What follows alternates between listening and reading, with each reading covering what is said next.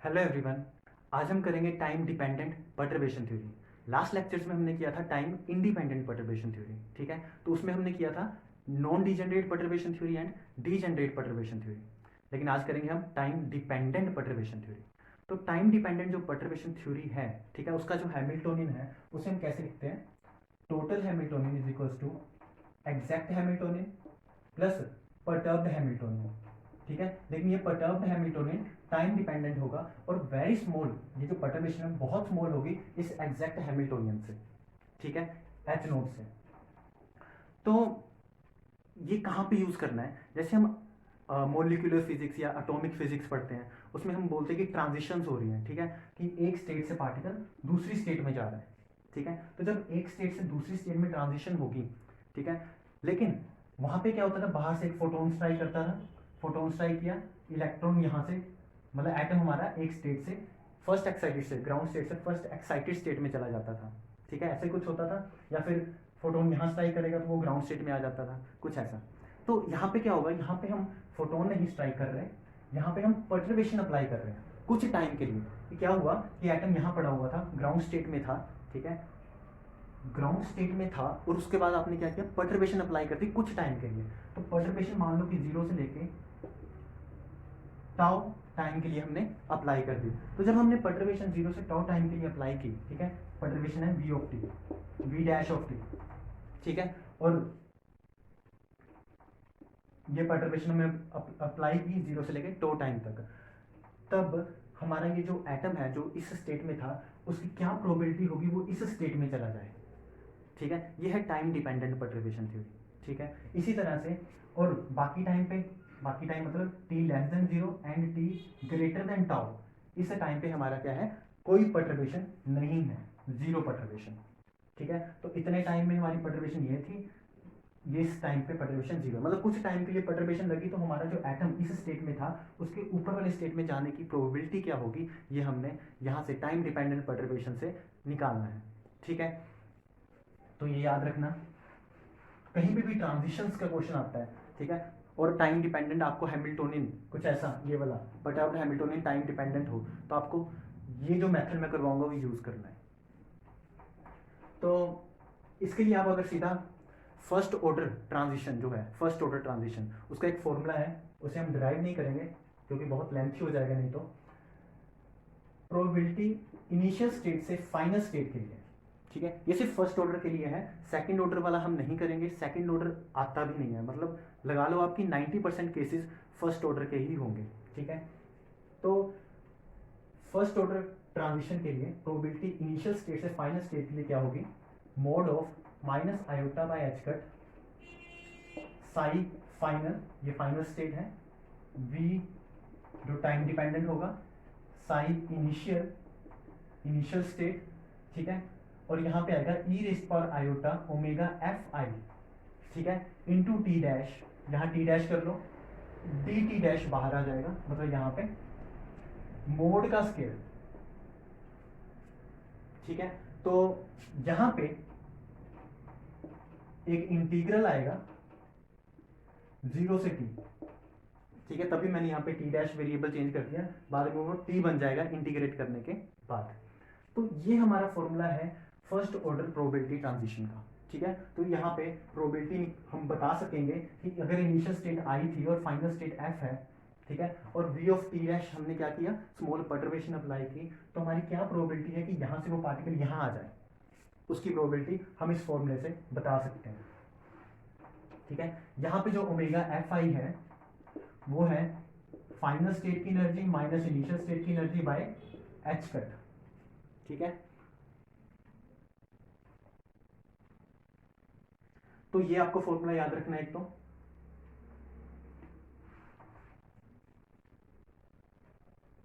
अब हम आगे करते हैं, ये तो है अगर हमारी जो परटर्बेशन है वो टाइम पे डिपेंड कर रही है, ठीक है, और ट्रांजिशन देख रहे हैं हम। लेकिन अगर हमने कोई ऐसी परटर्बेशन लगा दी जो टाइम पे डिपेंड ना करती हो, ठीक है, जो टाइम पे डिपेंड ना करती हो, मतलब कांस्टेंट परटर्बेशन, ठीक है, तो ट्रांजिशन प्रोबेबिलिटी क्या होगी? ठीक है, transition probability for constant perturbation. अगर परटर्बेशन हमारी कांस्टेंट हो जाए तो ट्रांजिशन प्रोबेबिलिटी क्या होगी। तो यहाँ पे भी हम ट्रांजिशन ही देख रहे हैं, ठीक है। तो इसे हमने कांस्टेंट कर दिया, मतलब v ऑफ टी डैश अब क्या हो गया, सिंपल v, टाइम पे डिपेंड नहीं करेगा। तो उस केस में हम इसे कैसे लिख सकते हैं, उस केस में हमारी प्रोबेबिलिटी बन जाएगी इनिशियल से फाइनल के लिए, यहाँ से, क्योंकि ये आयोटा है, वैसे कई लगाते हैं कई नहीं लगाते बुक्स में, क्योंकि मोड के अंदर है तो ये आयोटा हट जाएगा, माइनस हट जाएगा, ये बनेगा 1/h²। अब ये टाइम पे डिपेंड नहीं करेगा तो इंटीग्रल से बाहर आ जाएगा, तो साई एफ वी साई आई, मोड का स्केयर मैं अलग कर सकता हूं यहाँ पे। इंटीग्रल के अंदर 0 से t सिर्फ ये टाइम डिपेंडेंट टर्म बचेगी, F I t dash D T dash mode का स्केयर। तो अगर हमारा पोटेंशियल क्या हो जाता है, टाइम इंडिपेंडेंट हो जाता है, जो परटर्बेशन टर्म है वो टाइम इंडिपेंडेंट हो जाती है, तो ट्रांजिशन क्या होगी, ठीक है। तो कुछ ऐसा हो जाएगा। अब हम ऐसा करते हैं, हम इसे सोल्व करते हैं, फिर इतने बात को, इंटीग्रल को, इस इंटीग्रल की वैल्यू जो होगी, ठीक है, सिर्फ इसकी वैल्यू लिख रहा हूं मैं, इस इंटीग्रल की वैल्यू होगी e raised power iota omega F I t dash divide by, सिर्फ इंटीग्रल सोल्व कर रहा हूं, आयोटा ओमेगा एफ आई 0 से लेके टी तक, ठीक है। तो इसकी वैल्यू हमारे पास हो जाएगी 1/आयोटा omega F i, upper limit minus lower limit, e raised power iota omega F I t -1। तो ये है हमारी सिर्फ और सिर्फ इंटीग्रल की वैल्यू, 0 से T E raised power iota omega F I t dash D T dash, ठीक है। इसको हम यहां पे सब्स्टिट्यूट करते हैं,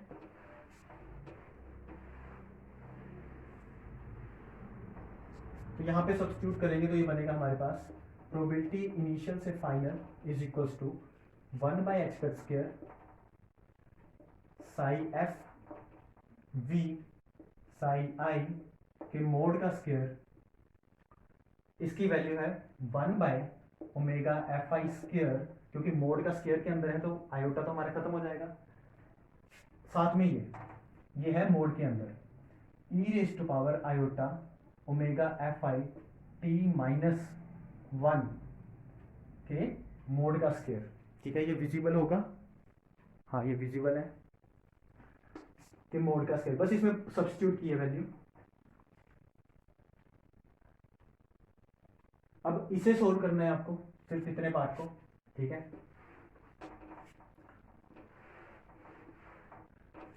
तो सिंपली अगर मैं लिखूं यहां पे e raised power iota omega F I t -1 के मोड का स्क्वायर, यहां से मैं क्या चीज बाहर निकाल रहा हूं, e raised power iota omega F I t by 2, अगर मैं ये चीज बाहर निकालूं तो अंदर बचेगा e raised power iota omega F I t by 2 minus e raised power minus iota omega F I t by 2, ठीक है। तो ये चीज बाहर बचेगी और ये सारा का सारा है मोड के अंदर, ठीक है। तो अब ये चीज तो कॉमन है दोनों में, ठीक है, और मोड में है, तो ई रेस्ट पावर आयोटा और मोड में है, ठीक है, ई रेस्ट पावर आयोटा और इसका मोड का स्क्वायर है, तो ये चीज हमारी क्या हो जाएगी 1, ठीक है। तो ये चीज हमारी 1 हो जाएगी, बचेगी सिर्फ ये टर्म, तो ये बनेगा हमारे पास। अगर नहीं समझ आया तो इसको मैं लिख रहा हूं, इस अकेली इस टर्म को मैं यहाँ पे मोड का स्क्वायर कर सकता हूँ, तो इस चीज का अगर मोड का स्क्वायर करूं,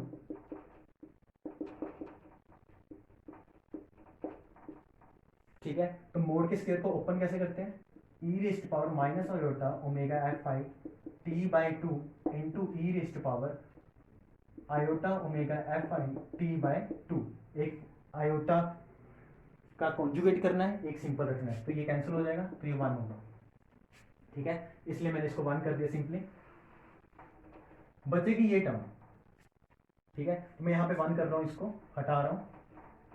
अब मैं क्या कर सकता हूँ, इसमें अगर मैं 2 से डिवाइड कर दूं 2 आयोटा से और मल्टीप्लाई कर दूं 2 आयोटा से मोड के अंदर ही, ठीक है, तो ये मेरा क्या बन गया साइन, और ये मोड का स्केयर है तो ये 4 बन जाएगा, तो इसका आंसर आएगा 4, ये बनेगा sine omega F I T by 2 का स्केयर, क्योंकि मोड का स्केयर है।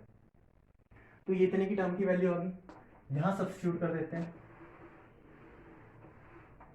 तो यहां सब्स्टिट्यूट करने पे हमारा लास्ट आंसर बनेगा इनिशियल से final 1 by h cut square mod of psi F V psi i की मोड का स्केयर, ठीक है, into 4 times sine square omega F I t by 2, omega F i मतलब final minus initial, energy final minus energy initial by H cut, divide by यहाँ पे क्या है omega F I square.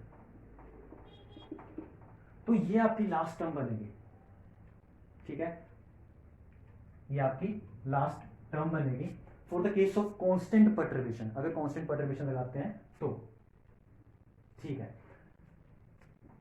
अब अगर ये ऐसी टर्म होगी हमारे पास, ठीक है, जो कांस्टेंट परटर्बेशन अप्लाई करने के बाद ये बन रही थी, इसका अगर मैं एक ग्राफ बनाऊं,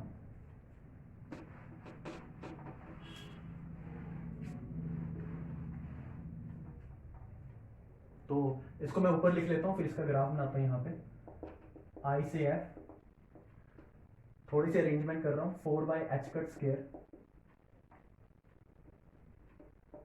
साई एफ वी साई आई मोड का square into sine square omega F I t by 2 by omega F i की स्केयर, ये बनेगा, ठीक है।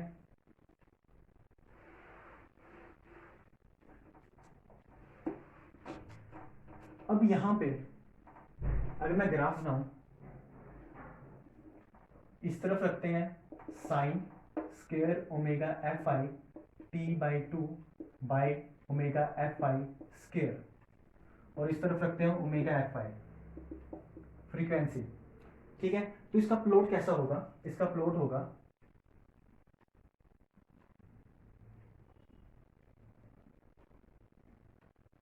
सिमेट्रिकली यहां बनना है, ठीक है, तो चाहे मैं एग्जैक्ट बनाऊं या ना बनाऊं, लेकिन ये जो है राइट साइड में वही सिमेट्रिकली लेफ्ट साइड में होगा। तो ये थोड़ा और चाहे लेंथी कर दो इसको, कुछ ऐसा, ठीक है। तो इस तरफ है हमारी ये टर्म और इस तरफ है हमारी ओमेगा टर्म, तो इसका ये ग्राफ होगा, ठीक है। अगर आपको ऐसा लग रहा है कि यहाँ पे तो साइन है, तो साइन का ग्राफ सेंटर से पास होना चाहिए, तो ऐसा कुछ नहीं होगा, क्योंकि t टेंडिंग टू 0 पे, ठीक है। अगर मैं यहाँ की बात करूँ तो वैल्यू देख लेते हैं यहाँ पे, क्योंकि यहाँ पे हमारी क्या है प्रोबेबिलिटी, ऊपर की ओर प्रोबेबिलिटी है, यहाँ फ्रीक्वेंसी है, ठीक है। तो अगर मैं t टेंडिंग टू 0 पे देखूँ तो मेरा ये बनेगा sign square omega F I t by 2 divide by omega F i, ठीक है। t टेंडिंग टू 0 पे साइन थीटा क्या हो जाता है, ठीक है, sine theta, theta tending to 0 पे क्या हो जाएगा थीटा, ठीक है। तो इसका मतलब यहाँ थीटा बनेगा, तो थीटा यहाँ पे है क्या एक्चुअल में स्केयर में, तो ये बनेगा ओमेगा एफ आई टी का स्केयर डिवाइड बाय 2 का स्केयर, और नीचे क्या था हमारे पास ओमेगा एफ आई का स्केयर, तो ये कैंसिल हो जाएगा, तो यहाँ से हमारे पास बचेगा टी स्केयर बाय 4, ठीक है। तो इसका मतलब t टेंडिंग टू 0 पे ये यहाँ पे, ठीक है, यहाँ पे हमारी जो मैक्सिमम टर्म आएगी वो आएगी टी स्केयर बाय 4, ठीक है।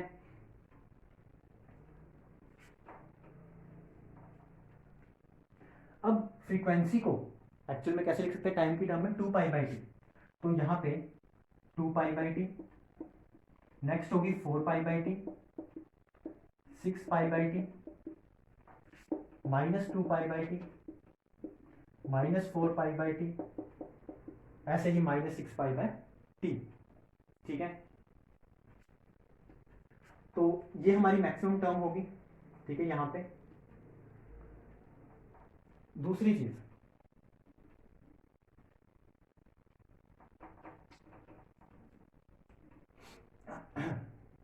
जो चीज़ें अब आपको याद रखनी है या फिर याद क्या रखनी है, हम बोल सकते हैं ये जो हाइट है, ये जो हमारी हाइट है, हाइट ऑफ द पीक, ठीक है, ये जो हाइट है वो डायरेक्टली प्रोपोर्शनल किसके हैं, टी स्क्वायर के, ठीक है। लेकिन ये जो विड्थ है, विड्थ जो कर्व की है वो किसके प्रोपोर्शन है, 1/t के। तो आप लिख सकते हो कि area under the curve, area under the curve हमारी क्या होगी, किसके प्रोपोर्शनल होगी, हाइट इंटू विड्थ, मतलब area under the curve is proportional to T, area under curve proportional to T, ठीक है। तो ये आपको पता होना चाहिए।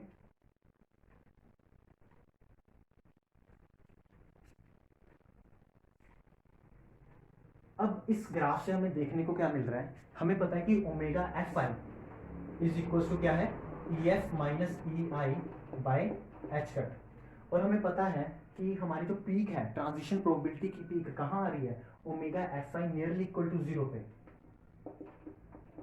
ट्रांजिशन प्रोबेबिलिटी की मैक्सिमम जो पीक है वो ओमेगा टेंडिंग टू जीरो पे आ रही है। तो इसका मतलब क्या हुआ, इसका मतलब हुआ E f is nearly equal to E i. तो जहां पे हमारी एनर्जी सेम रहने की कोशिश करेगी, मतलब एक स्टेट से दूसरी स्टेट में जाएगी लेकिन कम से कम एनर्जी में चेंज आए, ठीक है। इनिशियल एनर्जी ये थी, फाइनल एनर्जी भी उसके आसपास ही हो, उसकी प्रोबेबिलिटी सबसे ज्यादा होगी, वो ये चीज बता रहे हैं, ठीक है। ये आपको याद रखना है, ये चीज क्या बता रहे हैं। अब जैसे जैसे टाइम बढ़ता जाएगा, जैसे जैसे टाइम इंक्रीज होता जाएगा, तो ये टाइम जैसे जैसे इंक्रीज हो रहा है, ये चीज़ क्या होती जाएगी, कम होती जाएगी, ठीक है। ये कम होती जाएगी तो मतलब क्या है, ये विड्थ कम होती जाएगी। तो उसका मतलब क्या होगा, जैसे जैसे टाइम बढ़ता जाएगा आपकी जो पीक है ये कुछ ऐसे होती जाएगी, फिर टाइम इंक्रीज हुआ ये कुछ ऐसे हो जाएगी, फिर टाइम इंक्रीज हुआ, मतलब ड्रैग डेल्टा फंक्शन की तरफ बढ़ती जाएगी, ठीक है। तो ड्रैग डेल्टा फंक्शन क्या था, कुछ ऐसा, ठीक है। तो जैसे जैसे आपका टाइम बढ़ता जाएगा ये ड्रैग डेल्टा फंक्शन बनता जाएगा।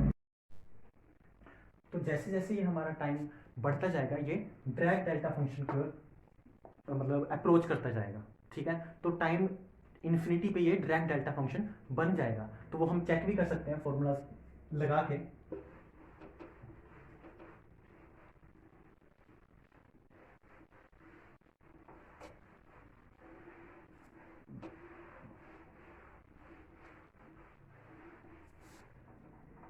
तो सबसे पहले आपको फॉर्मूला लगाने के लिए एक लिमिट पता होना चाहिए, जो हम +1 +2 में पढ़ते हैं, limit T tending to infinity sine, ठीक है, sine square Y T, sine square Y T divide by pi Y square T is equals to, अगर ऐसी लिमिट हो तो इसका जो आंसर होता है वो होता है ड्रैग डेल्टा फंक्शन, ठीक है। तो ये आपको पता होना चाहिए। तो मे बी ये +1 +2 नहीं, ये हम बीएससी या एमएससी में ही पढ़ते हैं ये वाली लिमिट, ठीक है, क्योंकि ड्रैग डेल्टा शुरू हो गया। तो ड्रैग डेल्टा फंक्शन के बराबर होता है, तो आपको ये याद रखना है। अगर ये लिमिट आपको याद है तो हम यहाँ पे सब्स्टिट्यूट कर सकते हैं, ठीक है। तो यहाँ से इसको थोड़ा चेक करते हैं, यहाँ से मैं सिर्फ इतना टर्म उठा रहा हूँ, एक तो ये टर्म और साथ में ये जो 4 है ये, तो मैं लिख सकता हूँ यहाँ पे sign square omega F I t by 2 divide by omega F I by 2 का स्क्वायर, ठीक है।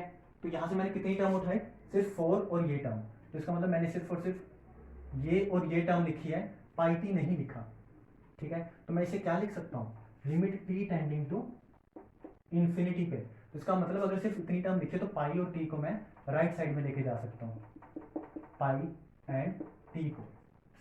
तो यहाँ पे आंसर बनेगा इसका पाई इंटू टी, ठीक है। इसके साथ कंपेयर कर रहा हूँ, यहाँ पे वाई क्या है, ओमेगा बाई 2, ठीक है। तो उसके साथ कंपेयर कर रहा हूँ, pi into T delta function of Y, Y क्या है, ओमेगा एफ आई बाय 2। अब हमें पता है कि अगर कोई ड्रैग डेल्टा फंक्शन में 1/a इंटू एक्स हो तो उसको लिखा जा सकता है a into drag delta function of x, या फिर यहाँ पे a इंटू एक्स हो तो लिखा जा सकता है 1/a into drag delta function of x. तो इसी से मैं यहाँ पे इसी प्रॉपर्टी से मैं यहाँ लिख सकता हूँ 2 pi t Dirac delta function of omega F i, ठीक है। अब दूसरी चीज मैं क्या करने वाला हूं, मैं ऊपर नीचे मल्टीप्लाई कर दूंगा एच कट से, ऊपर नीचे एच कट से मल्टीप्लाई कर दूंगा। तो जब मल्टीप्लाई किया तो ये जो 1/h कट है, अगर उसको डायरेक्ट डेल्टा फंक्शन के अंदर लेके जाना है तो वो इसके साथ क्या होगा, मल्टीप्लाई हो जाएगा। तो इनडायरेक्टली क्या किया, 2πt, ये जो 1/h कट है, ठीक है, 1 ये वाला h कट, ये h कट इसके अंदर चला जाएगा। तो मैंने कहा delta function of h cut omega F I, और बाहर h कट एक और था तो उसे यहां लिख लेते हैं कहीं। तो अब ये टोटल इसका वैल्यू आ जाएगी हमारे पास 2π h cut t direct delta function of h cut omega F I. h cut omega F I था क्या, E F minus E i, तो मैं इसको लिख सकता हूँ 2π h cut t direct delta function of E F minus E i. ये जो वैल्यू है वहां सब्स्टिट्यूट करते हैं for the case of t tending to infinity, ठीक है। तो हमारे पास जो प्रोबेबिलिटी बनेगी इनिशियल से फाइनल, वो प्रोबेबिलिटी होगी हमारे पास, 4 तो हमारा यूज हो चुका है यहाँ पे, ठीक है, यहाँ पे यूज हो चुका है। बचेगा क्या क्या, 1/h cut square psi F V psi i के मोड का स्क्वायर, और साथ में इसकी वैल्यू में टी टेंडिंग टू इंफिनिटी में निकाल ली, ये 2πh cut t direct delta function of E F minus E i, ठीक है। तो यहां से एक एच कट से एक एच कट कैंसिल हो जाएगा। तो फाइनल रिजल्ट लिखते हैं आप, तो फाइनल रिजल्ट होगा हमारा इनिशियल से फाइनल के लिए for the case of T tending to infinity, ये बनेगा 2π t by h cut psi F V psi i के मोड का square into direct delta function of E F minus E i. तो ये हमारी, तो जैसे मैंने बोला था टी टेंडिंग टू इंफिनिटी पे हमारा क्या हो जाएगा, डायरेक्ट डेल्टा फंक्शन बनना शुरू हो जाएगा। तो वही बन गया यहाँ पे, ठीक है। तो ये आपको याद रखना है, ये हमारी ट्रांजिशन प्रोबेबिलिटी, ठीक है, for the case of T tending to infinity. अगर, और साथ में जो पोटेंशियल है वो इंडिपेंडेंट है, ठीक है, जो परटर्बेशन है वो कांस्टेंट है, ये सारी चीजें याद रखनी है। एक होती है ट्रांजिशन प्रोबेबिलिटी, दूसरी होती है ट्रांजिशन रेट, ठीक है, ट्रांजिशन रेट। तो यहां पे मैं ट्रांजिशन रेट अगर आपको पूछा जाए, मतलब transition probability per unit time is transition rate, ठीक है। तो इसका मतलब ट्रांजिशन रेट को अगर मैं इससे डिनोट करूं, इनिशियल से फाइनल ट्रांजिशन रेट, उसको लिख सकता हूं मैं transition probability per unit time. तो इसका मतलब यहाँ पे पर यूनिट टाइम कर देंगे यहाँ पे, तो ये बनेगा 2π/h cut psi F V psi i के मोड का square into direct delta function of E F minus E i. तो ये होगा हमारा ट्रांजिशन रेट, ठीक है। दूसरी चीज जो यहां पे हम करेंगे, transition to a continuum states, ठीक है, transition to a continuum states. अभी तक हम क्या कर रहे थे, एक स्टेट, एक डिस्क्रीट स्टेट थी, दूसरी डिस्क्रीट स्टेट में जाने की प्रोबेबिलिटी, ठीक है। तो सिंपल ये था, लेकिन अब हम क्या बोल रहे हैं, यहां पे एटम था, ठीक है, इस स्टेट में था, अब ऊपर जो स्टेट्स है वो है कॉन्टिन्यूम स्टेट्स, कॉन्टिन्यूस ऐसे। तो इसमें जाने की जो ट्रांजिशन प्रोबेबिलिटी होगी या ट्रांजिशन रेट होगा वो क्या होगा, वो हमने निकालना है, ठीक है। तो उसके लिए हमें क्या करना है, मान लो कि, तो हमारा जो टॉपिक है वो है transition to a continuum of states, transition to a continuum of states. तो एक डिस्क्रीट से आप एक कॉन्टिन्यूस स्टेट्स में जा रहे हो, तो उसकी ट्रांजिशन प्रोबेबिलिटी क्या होगी। उसके लिए हमें क्या करना है, अब ये पूरी कॉन्टिन्यूम ऑफ स्टेट्स है, तो मान लो अगर ये ई है, ये काफी सारी है, ठीक है, अगर ये ई है, इसकी एनर्जी ई एफ है, ये विड्थ डी ई एफ है, ठीक है, जो विड्थ है वो डी ई एफ है, तो ये जो लास्ट वाले की होगी वो होगी E plus E F plus D E F, ठीक है। तो कहने का मतलब है energy E F and E F plus D E F, ठीक है। इसमें जो विड्थ होगी एनर्जी की वो कितनी है total, D E F width है, ठीक है। फाइनल स्टेट की जो डेंसिटी होगी, क्योंकि यहाँ पे अब हमें डेंसिटी की बात करनी पड़ेगी, एक सिंगल स्टेट की बात नहीं है, ठीक है। तो डेंसिटी होगी वो क्या होगी, rho of E F, final state की डेंसिटी, लेकिन कितनी विड्थ में, डी ई एफ विड्थ में, डी ई एफ विड्थ में, वो डेंसिटी ये होगी, ठीक है। इतनी स्टेट्स होंगी मतलब हमारे पास, इतनी rho E f into d E f. अब हमें क्या करना है, तो एक तो ये याद रखना, इसकी जो वैल्यू हमने निकाली है वो है rho E f into d E f. तो अब हमारा जो ट्रांजिशन रेट होगा to the continuum of states वो होगा, उसे हम डब्ल्यू से डिनोट कर लेते हैं बुक्स के हिसाब से, इनिशियल से फाइनल। ये हमारा है क्या, ट्रांजिशन रेट नहीं है, हाँ ये हमारा ट्रांजिशन रेट है, प्रोबेबिलिटी नहीं है, ठीक है। तो ये हमारी ट्रांजिशन रेट है, तो ट्रांजिशन रेट को लिखना है इज इक्वल्स टू, सेम ये चीज, ठीक है, सेम चीज रहेगी यहाँ पे, 2 pi by H cut omega f V psi F V psi i के मोड का स्क्वायर, ठीक है। साथ में इंटीग्रल होगा यहाँ पे, ठीक है, क्योंकि डी ई एफ स्टेट्स थी हमारी, अंदर बचेगा ड्रैग डेल्टा फंक्शन ये वाला, E F minus E i, ठीक है, साथ में डेंसिटी, तो डेंसिटी को हम लिखते हैं रो से ई f into d E f. तो ये हो जाएगी हमारे पास ट्रांजिशन रेट, ठीक है, to the continuum of states. अब ड्रैग डेल्टा फंक्शन 1 कब होगा, जब E f is equal to E i होगा, ठीक है, और इंटीग्रल है तो ये पूरा 1 हो जाएगा, तो E f is equal to E i पे रो ई एफ हमारा रो ई आई बन जाएगा, तो ये आंसर बनेगा total 2 pi by H cut psi F V psi i के मोड का square into E f is equal to E i पे ड्रैग डेल्टा फंक्शन, टोटल क्या बन जाएगा 1। ये हम प्रॉपर्टीज करते हैं तो हम सीधा लिख सकते हैं यहाँ पे, फिर से रो आएगा यहाँ पे ई आई, ठीक है, एफ को ई आई चेंज कर दिया बस, ठीक है, और ड्रैग डेल्टा फंक्शन हमारा क्या बन जाएगा 1। तो ये हमारा ट्रांजिशन रेट होगा। इस फॉर्मूले को, इस ट्रांजिशन रेट को बोलते हैं फर्मी गोल्डन रूल, ठीक है, फर्मी गोल्डन रूल, ठीक है। तो आपको ऐसे कैसे ये याद रखना है, याद क्या रखना है, आप जल्दी से निकाल सकते हो इसकी वैल्यूज, ठीक है। अब हम कुछ क्वेश्चंस न्यूमेरिकल्स करते हैं इनके रिलेटेड।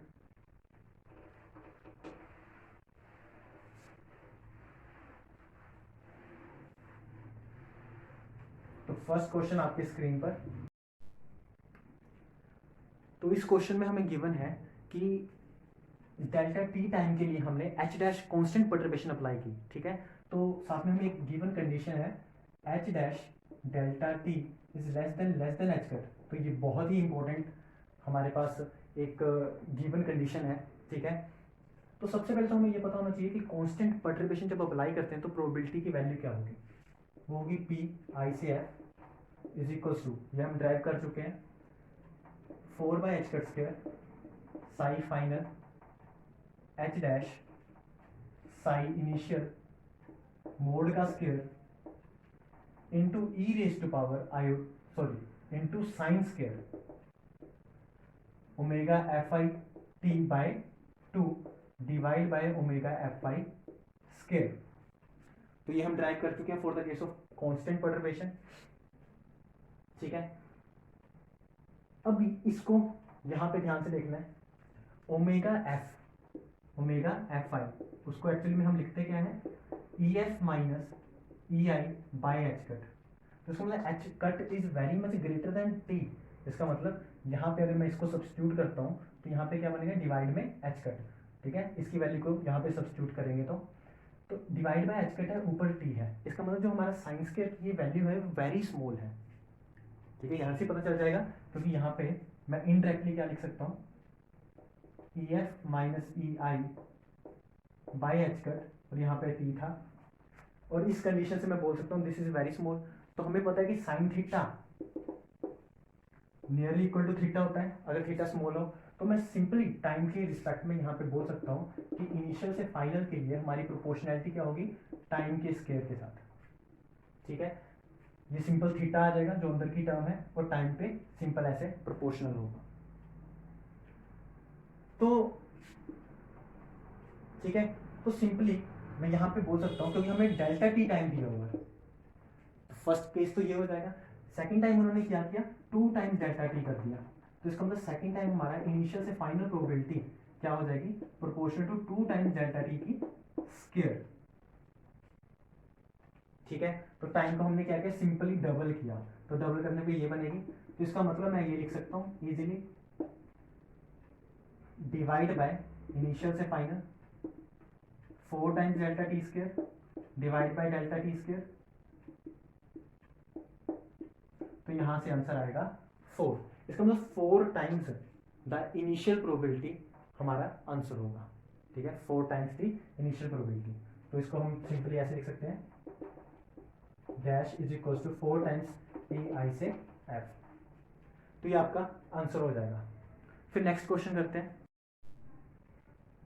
तो जो नेक्स्ट क्वेश्चन है आपके स्क्रीन पर, इसमें हमें एक चार्ज पार्टिकल जिसका चार्ज ई है, मास एम है, ठीक है, वो इनिशियली एक ग्राउंड स्टेट, ठीक है, ग्राउंड स्टेट में पड़ा हुआ है, तो वो फर्स्ट एक्साइटेड स्टेट में जाएगा जब हमने कोई perturbation, time dependent perturbation apply की, और वो टाइम डिपेंडेंट पर्टर्बेशन की जो वैल्यू है वो है E is equal to E naught E raised power minus alpha T, T greater than 0, ठीक है। और ये जो इलेक्ट्रिक फील्ड हमने अप्लाई की वो अलोंग एक्स डायरेक्शन अप्लाई की, तो उसने बोला कि जब हमने electric field time dependent perturbation apply की, ठीक है, तो क्या प्रोबेबिलिटी है वो ग्राउंड स्टेट से फर्स्ट एक्साइटेड स्टेट में चला जाए, उसकी वैल्यू बताओ, ठीक है।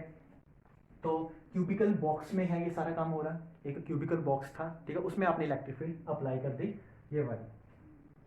तो टी 0 से टी इन्फिनिटी जो उसने लिमिट दे रखी है, ठीक है, वो टी इन्फिनिटी दे रखी है कि टी इन्फिनिटी पे हमारी प्रोबेबिलिटी क्या होगी कि हमारा पार्टिकल फर्स्ट एक्साइटेड स्टेट में हो। उसके लिए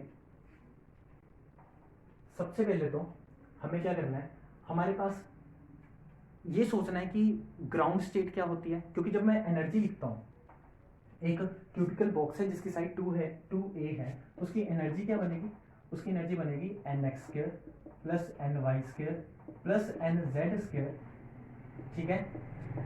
तो होता क्या था वन डायमेंशन में, N square pi square H cut square by 2m l square, तो यहाँ पे क्या होगा pi square H cut square by 2m l square, लेकिन यहाँ पे l क्या है 2a, यहाँ पे जो साइड है वो है 2a, ठीक है।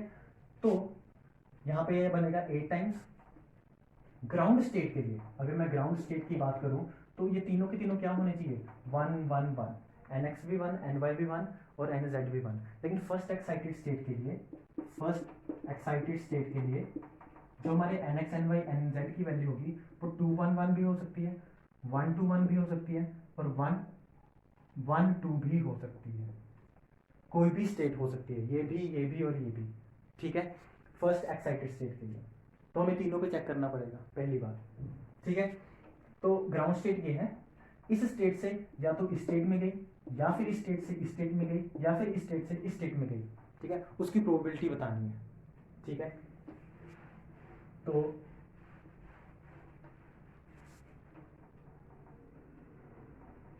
सबसे पहले मेरे को ये पता होना चाहिए कि प्रोबेबिलिटी वैल्यू था क्या, जो सबसे इनिशियल हमने प्रोबेबिलिटी लिखी, क्या लिखा था, mode of minus iota by H cut square psi F time dependent Sai i e raised power iota omega F I t dash D T dash mode का स्क्वायर, यहां वैल्यू सब्स्टिट्यूट करते हैं, लेकिन साथ में यहां पे क्या था इंटीग्रेशन 0 से t। अब मैं यहां पे वैल्यू सब्स्टिट्यूट करता हूं, मैं इसको सिंपली लिख सकता हूं 1 बाई एच कट स्क्वायर, ठीक है, साथ में मोड में इंटीग्रेशन 0 से, क्योंकि हमें क्वेश्चन में गिवन है 0 से इन्फिनिटी, साई एफ बी डैश कितनी है हमारे पास। अब ये इलेक्ट्रिक फील्ड है, लेकिन ये क्या है, पोटेंशियल एनर्जी। ये एक्चुअल में क्या है, पोटेंशियल एनर्जी। तो पोटेंशियल एनर्जी निकालने का हमारे पास वे था U is equal to minus of F dot D R, या फिर इसको लिख सकते हैं E इंटू डी एक्स, क्योंकि इलेक्ट्रिक फील्ड एक्स डायरेक्शन में अप्लाई कर रखी है।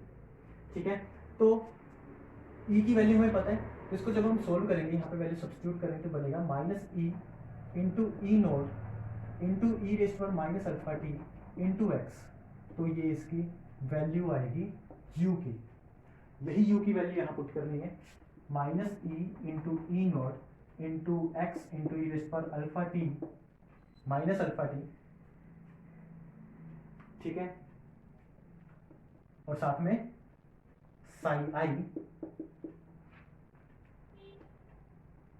ई raised power iota omega F I T D t. यहाँ पे मैं टी ही क्यों लेके चल रहा हूँ, क्योंकि लिमिट मैंने 0 से इन्फिनिटी कर दी है। ठीक है, तो हमें सिर्फ ये सोल्व करना है और हमारा आंसर आ जाएगा। ठीक है, इतने पार्ट को सोल्व करना है। ये जो टर्म है माइनस ई ई नोट, ये कांस्टेंट है सब में, तो ये बाहर निकाल लेते हैं, तो बनेगा ई स्क्वायर ई नोट स्क्वायर, मोड से बाहर निकाल लिया। ये जो टर्म है टाइम वाली, इसमें तो नहीं रहनी चाहिए। ठीक है, तो टाइम वाली टर्म इसके साथ आनी चाहिए, तो मैं सिर्फ अरेंजमेंट कर रहा हूँ, ध्यान से देखना इसको। ये टाइम वाली टर्म मैं बाहर निकाल रहा हूँ, बाकी टर्म अंदर रहने दूंगा। तो एक्चुअली में मैंने क्या लिखा, x Sai i E race पर माइनस अल्फा टी। तो ये थोड़ा सा और सिंप्लीफाइड हो गया, अरेंजमेंट कर दी हमने। ठीक है, इस चीज को मैं थोड़ा और अरेंज कर सकता हूँ, तो इसको मैं लिख सकता हूँ एक साथ प्लस, तो इसको मैं क्या कर सकता हूँ, इसके साथ लिख सकता था,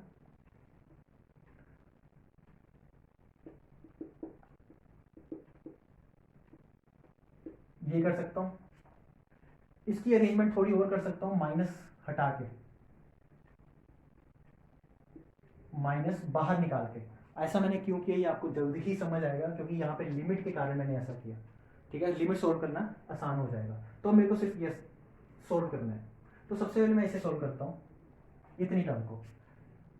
इनिशियल स्टेट हमारी क्या थी, फाइनल। इनिशियल हमारी ग्राउंड स्टेट थी, फाइनल हमारी एक्साइटेड स्टेट थी। तो सबसे पहले मैं इसी को सोल्व करता हूँ, इतने पार्ट को।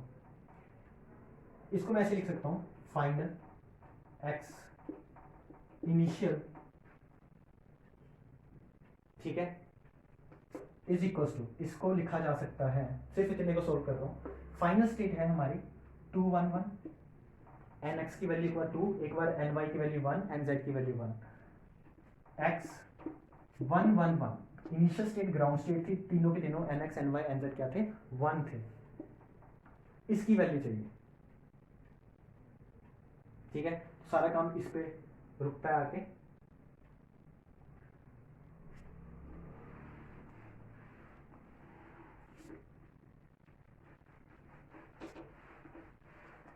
तो ऊपर ऊपर ही मैं अब सोल्व करूंगा सारा कुछ, पहले इतने को सोल्व करता हूँ।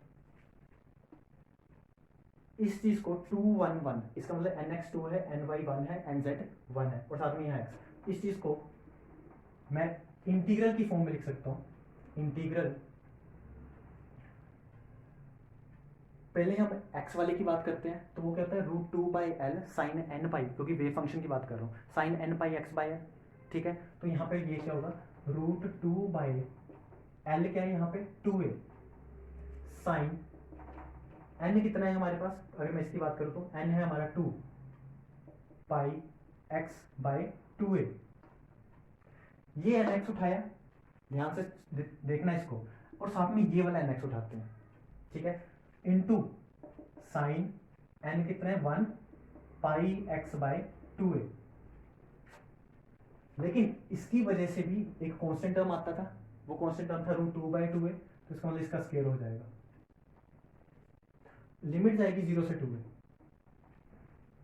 अब y वाली टर्म उठाते हैं, ये वाला y और ये वाला y, तो ये y वाली टर्म उठाएंगे तो बनेगा 0 से 2a, फिर से √2/2a की स्क्वायर, इनटू इसके लिए n कितना है 1, तो बनेगा sine N pi Y by 2a। इसके लिए एन भी 1 है, तो फिर से यही बनेगा साइन एन कितना है 1 पाई वाई बाय 2a। फिर हम z वाली टर्म उठाते हैं, ठीक है, क्योंकि क्यूबिकल बॉक्स चल रहा है। z वाली टर्म उठाएंगे तो दोबारा से 0 से 2a, 2/2a की मोड का स्क्वायर इंटू साइन पाई, क्योंकि यहाँ पे भी 1 है यहाँ पे भी 1 है, तो sine pi z by 2a की होल स्क्वायर लिख सकता हूँ, क्योंकि ये भी तो स्क्वायर ही है, ठीक है। तो ये इंटीग्रेशन है, ये टर्म्स बनानी थी हमें, सबसे बड़ा काम, ठीक है। अब हमें ये इंटीग्रेशन इतना सॉल्व करना है, फिर ये इंटीग्रेशन सॉल्व करनी है, फिर ये इंटीग्रेशन सॉल्व करनी है। यहाँ dz आएगा, यहाँ dy आएगा, ठीक है, यहाँ dy आएगा, यहाँ dx आएगा।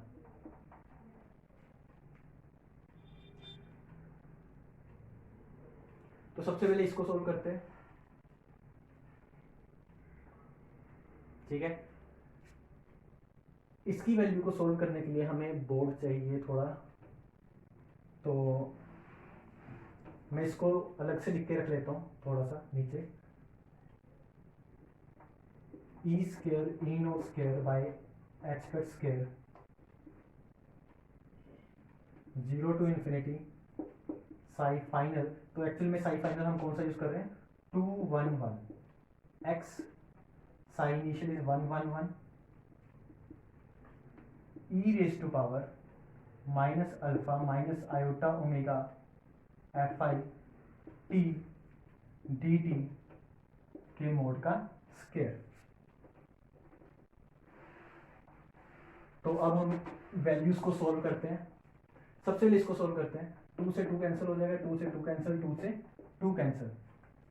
इतने पार्ट को सॉल्व करते तो बनेगा,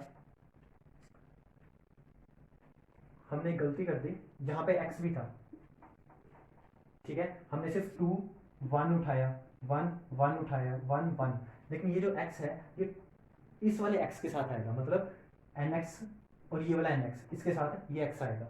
तो यहाँ पे एक्चुअल में एक x भी है, तो कंफ्यूज मत होना। ये अगर यहाँ y होता तो इसके साथ y लगाता, अगर यहाँ z होता तो इसके साथ z लगाता और बाकी ऐसे ही रहने देता, ठीक है। तो यहाँ पे x था, इसलिए इसके साथ एक मल्टीप्लाई में x आएगा। तो इस इंटीग्रल को सोल्व करना है। इस इंटीग्रल को सोल्व करने के लिए मैं क्या कर सकता हूँ, इसको थोड़ा लिख लेते हैं।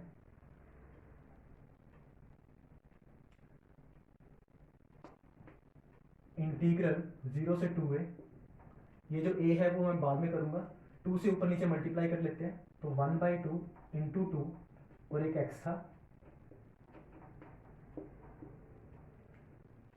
Sign pi x by a sine pi x by 2a into dx। इसको सॉल्व करना है। 2 से मल्टीप्लाई क्यों किया, क्योंकि 2ss का हमें फॉर्मूला पता है, cos a minus B by 2 minus cos a plus B by 2, तो वही लगाऊंगा यहाँ पे। तो ये बनेगा 1/2 0 से 2a into x cos a minus b, बड़े वाले को रख लो यहाँ पे, pi x by a minus pi x by 2a, ठीक है, a minus b minus cos a plus b. तो यहाँ पे प्लस करेंगे तो बनेगा pi x by a plus pi x by 2a, और बाहर क्या है हमारे पास dx। तो इस इंटीग्रल की वैल्यू बनेगी 1/2 इंटीग्रल x कोस, ये बनेगा pi x by 2a into D x, फिर माइनस साइन, फिर से इंटीग्रल, ठीक है, तो ये अंदर लेके जा रहा हूं इसको, फिर से integral into x cos 3 pi x by 2a into D x.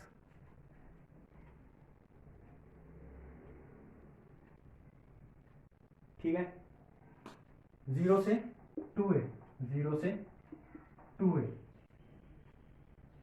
तो इस लिमिट को सोल्व करते हैं।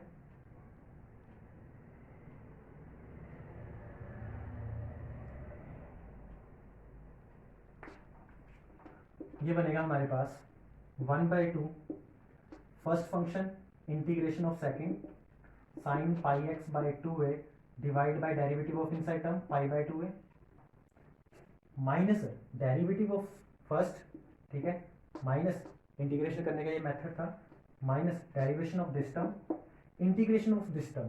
तो इस पूरी टर्म का इंटीग्रेशन क्या होगा, minus of cos pi x by 2a divide by pi by 2a की स्क्वायर, ये हो जाएगा पूरा टर्म माइनस। अब इसको सोल्व करते हैं, 1/2 तो ये बनेगा first term integration of second 3 pi x by 2a divide by 3 pi by 2a minus derivation of first integration of this term, तो minus of cos 3 pi x by 2a divide by 3 pi by 2a की whole square.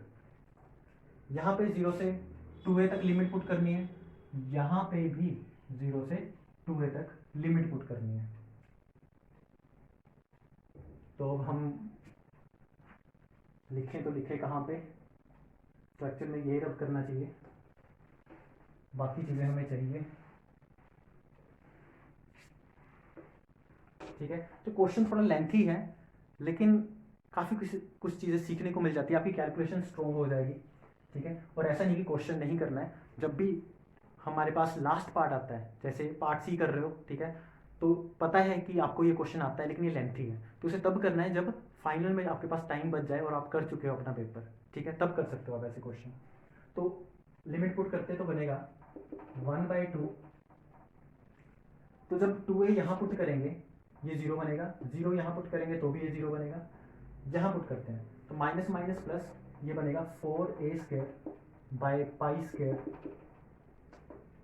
Upper limit put करेंगे minus, upper limit put करेंगे तो कोस पाई -1, lower limit put करेंगे तो कोस 0 is 1, तो -1 कुछ ऐसा। फिर उसके बाद -12, इसमें भी 0 से 2a पुट करोगे, चाहे 0 पुट करो चाहे 2a 0 बनेगा, माइनस माइनस प्लस लेकिन बाहर माइनस है, ठीक है। अपर लिमिट माइनस लोअर लिमिट तो बनेगा 4a square by 9 pi square,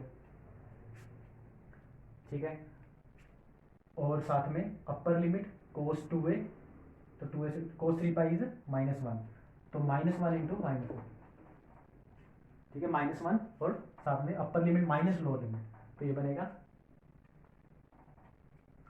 यहां से मैं लिख सकता हूं यहाँ पे -2, इसको लिखा जा सकता है -2, इसको भी लिखा जा सकता है -2,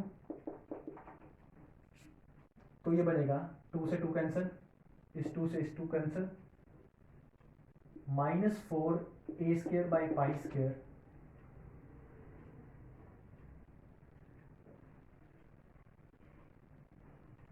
ठीक है, और minus minus plus 4a square by 9 pi square,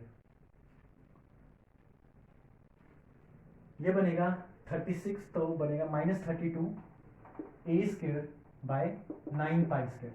तो ये हमारी सिर्फ इंटीग्रेशन की वैल्यू है, वो भी सिर्फ इतनी, ठीक है। तो घबराना नहीं है, लेंथी क्वेश्चंस हमेशा आपकी कैलकुलेशंस अच्छी करते हैं, ठीक है। तो पीएचडी करोगे तो लेंथी चीज़ें वैसे भी आनी चाहिए कैसे सोल्व करनी है।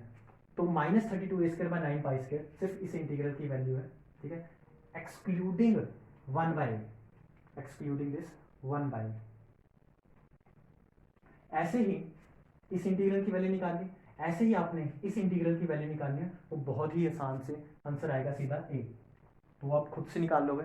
इस इंटीग्रल की वैल्यू भी आप निकाल लोगे, आंसर आएगा a, तो आप वो खुद कर सकते हो इजीली।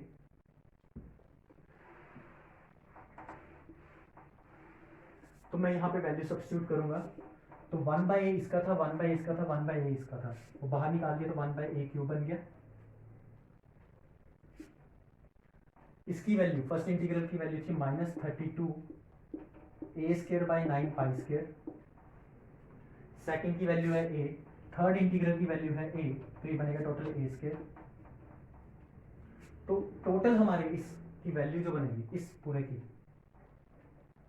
ठीक है, जो वैल्यू बनेगी हमारे पास वो बनेगी -32a डिवाइड बाय 9π², ठीक है, -32a डिवाइड बाय 9π²। मैं भी एक बार चेक कर लेता हूँ। तो हमने इंटीग्रल सही निकाला है, यही है -32a बाय 9π², ठीक है। इसकी वैल्यू आ चुकी है, इसकी वैल्यू निकालनी है। तो इसको मैं अलग से लिख लेता हूँ, इसकी वैल्यू को। इसकी वैल्यू है -32a बाय 9π², ठीक है, अपनी सहूलत के लिए।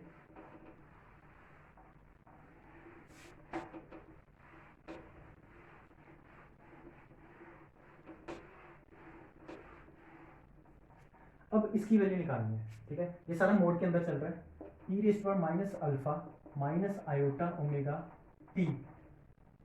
ठीक है, t बाहर है, dt कहां से कहां, 0 से इन्फिनिटी। अब मैं यहाँ पे ओमेगा fi नहीं लिख रहा, सिंपल ओमेगा लिख रहा हूँ, आप खुद ही समझ लेना ओमेगा fi है ये। इस इंटीग्रल को सोल्व करेंगे तो ये बनेगा e⁻⁻∞ t divide by -α-iω, ठीक है। अगर इसके मोड के स्क्वायर की बात करूं, अलग से मोड के स्क्वायर की बात करूं, क्योंकि मोड में था तो इसका मोड का स्क्वायर हो जाएगा। लेकिन इसकी जो लिमिट है, सबसे पहले तो लिमिट 0 से इन्फिनिटी है, और ये है क्या, मोड का स्क्वायर। तो अपर limit minus lower limit put करते हैं।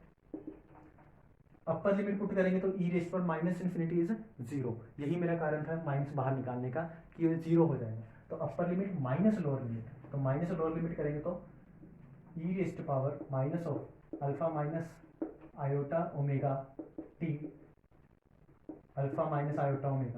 मोड का स्क्वायर, ठीक है, मोड का स्क्वायर। ये मैंने गलत कर दिया, रुक जाओ। अपर लिमिट माइनस लोअर लिमिट करेंगे तो ये बनेगा, अपर लिमिट में 0, लोअर लिमिट में 0 पुट करना है, तो ये बनेगा 1/α-iω के मोड का स्क्वायर। ये इसका आंसर होगा। इसके मोड के स्क्वायर को ओपन करेंगे तो बनेगा 1/α-iω into 1/α+iω, a plus B into a minus B. तो इसकी वैल्यू क्या होगी, 1/α² plus omega square, A square minus B square. तो A square minus B square, लेकिन माइनस वो लगाएंगे और आयोटा स्क्वायर एक अलग से माइनस देगा, तो वो अपने आप प्लस हो जाएगा, ठीक है, ए स्क्वायर माइनस बी स्क्वायर। तो ये बनेगा। तो हमने इंटीग्रल्स की वैल्यू निकाल ली, इसकी वैल्यू निकाल ली, पुट कर देते हैं इस इक्वेशन में पूरी में। तो इक्वेशन में पुट करेंगे तो बनेगा PIF is equals to E square E naught square divide by H cut square. ये जो टर्म थी ये टाइम इंडिपेंडेंट टर्म थी, ठीक है।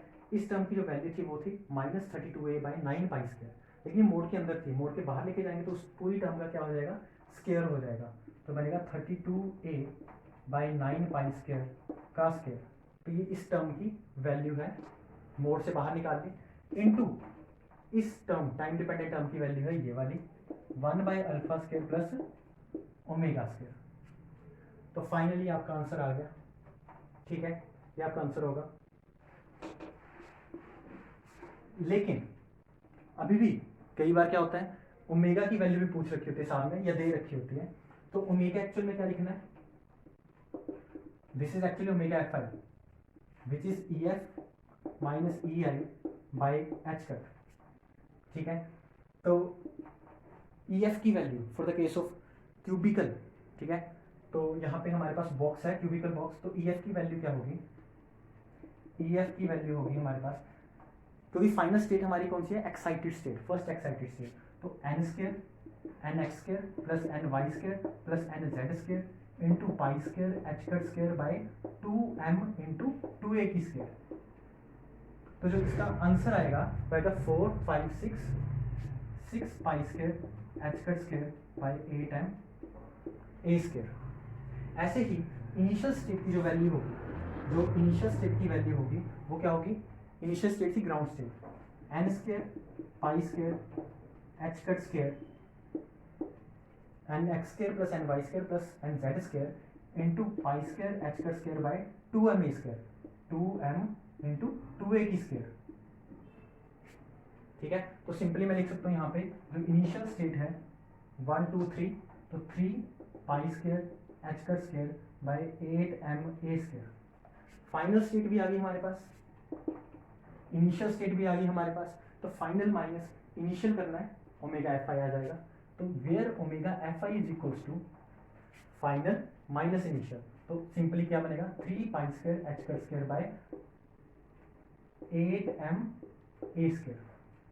तो इस ओमेगा एफ आई की वैल्यू को आप यहाँ पे सब्स्टिट्यूट कर सकते हो, डिवाइड बाय एच कट भी है, ठीक है, क्योंकि यहाँ पे हमने ये लिखा था। तो फाइनल माइनस इनिशियल किया, ये बन गया डिवाइड बाय एच कट, तो यहाँ पे एक एच कट भी आएगा। तो ये वैल्यू भी यहाँ पे आपको लिखनी पड़ सकती है, ठीक है, तो पूरा ये आंसर हो जाएगा कंप्लीटली। और साथ में वेयर ओमेगा इज दिस, ठीक है। तो बहुत लेंथी सा क्वेश्चन था, लेकिन बहुत एक सीखने वाली चीज़ थी कि अगर आपकी कांस्टेंट परटर्बेशन लग रही है तो कैसे वो एक स्टेट से, ग्राउंड स्टेट से एक्साइटेड स्टेट में चला जाता है, ठीक है। तो इसका आंसर होगा, नेक्स्ट करेंगे अब, ठीक है। Thank you.